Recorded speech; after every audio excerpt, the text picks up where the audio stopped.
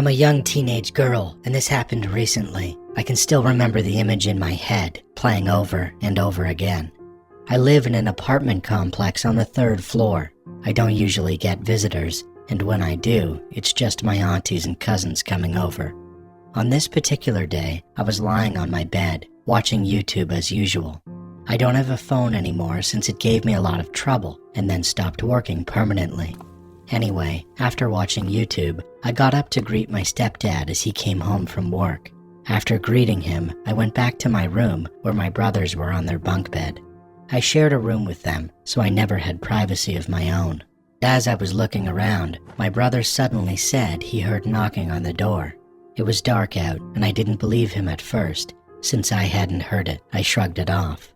But then, I heard the knock. My brother got up, but I told him to sit back down on the bed. I'm the oldest, and I didn't want my younger brothers opening doors for strangers. I walked up to the door. There was a chair right next to it. For some reason, I didn't want the person knocking to know anyone was home. So I didn't move the chair in front of the door to look through the peephole. Instead, I climbed onto the chair, leaning close, almost falling as I tilted my body to look. And that's when the fear hit me. I won't forget what I saw through the peephole. It was a masked man wearing a blue raincoat, almost like some kind of government worker. He was standing slightly slanted to the side, but what terrified me most was the gun. He held it right up to the peephole, almost as if he wanted whoever was looking to see it. Heart racing, I slowly stepped down from the chair. I slipped off my slides so they wouldn't make a sound. I turned to my brothers and gestured with my hand, shaping a gun, warning them to be silent. I quickly shut off all the lights and ran into my stepdad's room to tell him what I had just seen.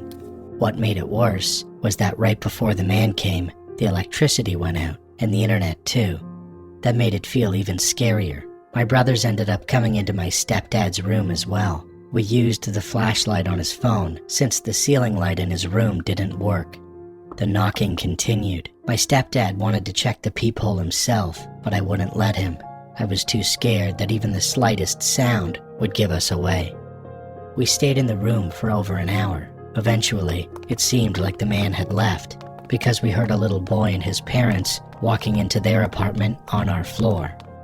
We could also hear kids playing downstairs on the 1st floor. That was when I finally called my mom and asked if we could go to my aunt's house. Without telling her what had happened, we left in a hurry. I never saw that man again, but the thought still terrifies me. What if I had let my brother open the door?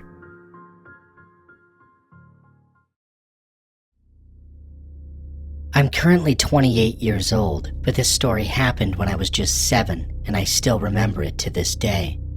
I used to go to a local park with some friends. We had been going there for almost 2 years. But over the last 5 months, we noticed something strange. Every single day, there was a short, fat, creepy old guy who would sit on a nearby bench. He'd just watch us, and other kids, for hours, with this unsettling grin on his face. We stupidly went there without any parents or guardians, since the park was close to our house and our parents trusted us. This was back in 2003. And we were so young we didn't have phones to call for help. About 2 weeks after we started to feel uncomfortable with him watching us, he finally came over. It was just me and my 3 friends in the park that day. He walked up and asked us if we wanted to go to his house to play video games and check out his new dog. Since we were kids, we were foolish, and we agreed.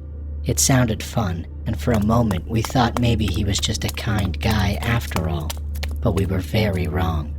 He said his house was about a 20-minute walk from the park, so the 4 of us walked with him. About 10 minutes into the walk, a cop car drove by and started to slow down. The passenger cop leaned out the window, staring at us. The man told us to walk faster, saying that way we'd get more time to play games and to see his dog before having to leave, so we picked up the pace. But then, the cop car suddenly made a U-turn, and a loud voice shouted, "You there! Freeze! Put your hands on your head! You're under arrest!" We froze, confused and scared. The man bolted, but because of his age and size, he didn't get far. One cop tackled him to the ground and cuffed him, while the other officer asked us if we were okay and what had happened. We told him everything. He nodded and said it was very lucky they drove by when they did. Another cop car was called to drive us home, while the first car took the man to the station. The police explained everything to our parents, and from that day forward, we were banned from going to that park. At the time, my parents thought I was too young to understand the details, but when I turned 13, they finally told me the truth. That man was a known sexual offender. He called what he did his hunting, and he did it at local parks. That revelation terrified me. I started thinking about what could have happened to me and my 3 friends if that cop car hadn't driven by and stopped him. And honestly, I don't even want the answer, because I already know what it would have been. The police didn't share many details about his punishment, but my dad told me that one officer said the man would get at least 15 years in prison for his other crimes. My name is Dhruv Prajapati, and I am from India. I'll tell you about an experience I had on Dumas Beach that still chills me to the bone. Dumas Beach in Surat has always been a place wrapped in mystery and dark rumors. People say it's haunted, and over the years, countless stories have circulated about strange sounds, vanishing shadows, and eerie figures that wander the sands at night. As curious as I am, I never really believed in any of it until one night changed everything. It was a rare weekend night, and some friends and I decided to hang out on Dumas Beach after sunset. We'd heard the rumors, the tales of restless spirits, unexplained disappearances, and how people seemed to disappear into the mist along the shore. But we just laughed it off, convinced it was nothing but local folklore meant to keep people away after dark. As we walked along the beach, the only sounds were the waves crashing and our voices echoing strangely in the emptiness. Then, without warning, an icy gust of wind swept across the beach. It cut right through us, and we all felt the sudden chill. One of my friends even joked, Maybe it's one of the ghosts. but the laughter faded when we heard it, a whisper, faint and breathless, like someone was speaking just behind us. We stopped, our senses on high alert, and looked around. There was no one. The beach was empty. I brushed it off, figuring it was just the wind, but something felt wrong. I remember hearing that the beach was once a Hindu burial ground, and that maybe, just maybe, the souls of those buried here hadn't yet found peace. As we walked further, my flashlight started flickering, and a thick, eerie mist began to roll in. It was denser than anything I'd ever seen. Just then, one of my friends gasped and pointed at the ground. There, right in front of us, were footprints, appearing in the sand as though someone invisible was walking straight toward us. Our nerves got the better of us, and one of my friends whispered, Let's get out of here.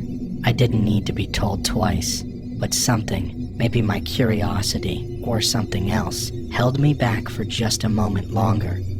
I looked down at the footprints moving closer, step by step, almost as if they had intent.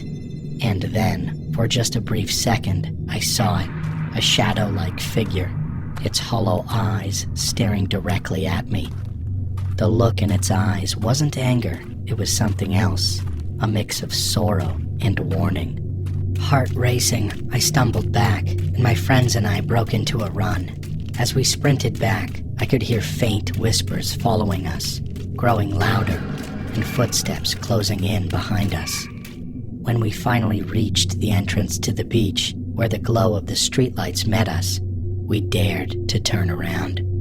The mist had already thinned, and the beach looked silent, almost peaceful, as if nothing had ever happened. To this day, I have never gone back.